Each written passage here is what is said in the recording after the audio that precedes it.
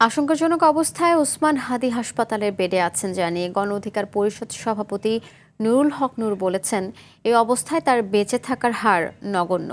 এভারকেয়ার হাসপাতাল থেকে বের হয়ে সাংবাদিকদের এসব কথা বলেন নূর। ওসমান হাদির সুস্থতার জন্য দেশবাসীর কাছে দোয়া কামনা করেন তিনি। এদিকে এনডিএম সভাপতি ববি হাজ্জাজ বলেছেন, নির্বাচনকে প্রশ্নবিদ্ধ করতে পতিত স্বৈরাচার একত্রিত হয়ে হাদির ওপর এই হামলার ঘটনা ঘটিয়েছে। হামলা করে যারা হাদির স্বপ্ন নস্যাৎ করতে চায় তাদের সে স্বপ্ন পূরণ হবে না বলেও মন্তব্য করেন ববি হাজ্জাজ। আপনারা জানেন, আশঙ্কাজনক অবস্থায় তার চিকিৎসকদের সাথে কথা বলেছি। মেডিকেলের ভাষায় এই কন্ডিশন নিয়ে সুস্থ হওয়ার, স্বাভাবিক জীবনে কিংবা বেঁচে থাকার হারটা খুব নগণ্য।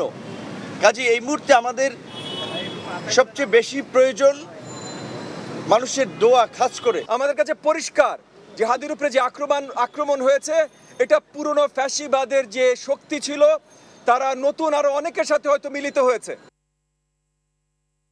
রাজধানীর এভারকেয়ার হাসপাতাল থেকে সরাসরি যুক্ত হচ্ছেন সহকর্মী জিএম মাহমুদ। মাহমুদ, হাদির শারীরিক অবস্থার নতুন কোনো তথ্য পাওয়া গেছে কিনা? এছাড়া বিএনপি চেয়ারপারসন বেগম খালেদা জিয়ার স্বাস্থ্যের বিষয়ে নতুন কোনো তথ্য আছে কিনা জানাবেন।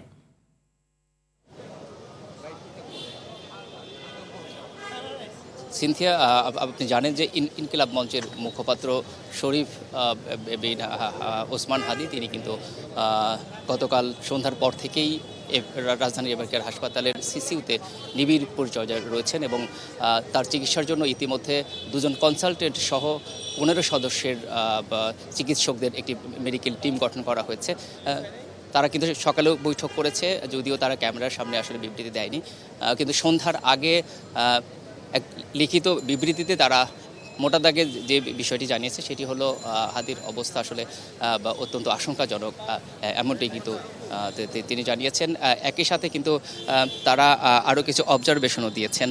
আমি যদি আপনাকে জানাই যে তারা জানিয়েছে যে যেহেতু ব্রেন মারাত্মকভাবে ইনজুরি হয়েছে, তো সেই ক্ষেত্রে ব্রেন প্রোটেকশন প্রোটোকল মেনেই আসলে তার সমস্ত সাপোর্ট চালিয়ে যেতে হচ্ছে। একই সাথে কিন্তু তারা আরেকটি কথা বলেছে যে ফুসফুসের যে সংক্রমণটি ধরা পড়েছিল সেটি যেন আর না বাড়ে, সেই বিষয়েও তারা কিন্তু কাজ করছে। একই সাথে আরও বলেছে যে কিডনির কার্যক্ষমতা ফেরত এসেছে, এটি কিছুটা হলেও আশার বাণী, এমনটি কিন্তু মেডিকেল বোর্ড জানিয়েছে। সেই সাথে শরীরের যে রক্ত জমাট বাঁধা বা রক্তক্ষরণের কারণে যে অসামঞ্জস্যতা তৈরি হয়েছিল সেই বিষয়টিও কিছুটা ঠিক হয়েছে, এমন কথা কিন্তু জানিয়েছে। তবে আরেকটা বিষয় যেটি জানিয়েছে যে তার ব্রেনে ইনজুরির কারণে ব্লাড প্রেশার ও হার্টবিট কিন্তু ওঠানামা করছে। এই ক্ষেত্রে ব্লাড প্রেশার যে যেন ঠিক থাকে এই জন্য তাকে সাপোর্ট দেওয়া হচ্ছে। আর যদি হার্ট রেট কমে যায় সেই ক্ষেত্রে তারা এমনটি জানিয়েছে যে টেম্পোরারি পেস মেকার যদি লাগানো প্রয়োজন হয় তাহলে সেই ক্ষেত্রে তারা সার্বক্ষণিকভাবে প্রস্তুত রয়েছে। তবে সব মিলিয়ে তারা যেটি বরাবরই বলে আসছে যে এখনও কিছু বলা যাচ্ছে না, 48 ঘন্টা না পেরোলে হয়তো তারা সুনির্দিষ্ট করে কিছু বলতে পারবে না, এমন কথা জানাচ্ছে। তবে তার যে চিকিৎসা সেটি কিন্তু চলমান রয়েছে। তবে এমনটিও জানিয়েছে আপাতত মোটা দাগে, অর্থাৎ অন্য কোনো অপারেশন কিংবা বড় কোনো নতুন চিকিৎসায় তারা যাবেন না। যে চিকিৎসা চলমান রয়েছে আসলে সেটি চলতে থাকবে এবং 48 ঘন্টা পর তারা হয়তো এই বিষয়ে আরও সুনির্দিষ্ট করে জানাবে।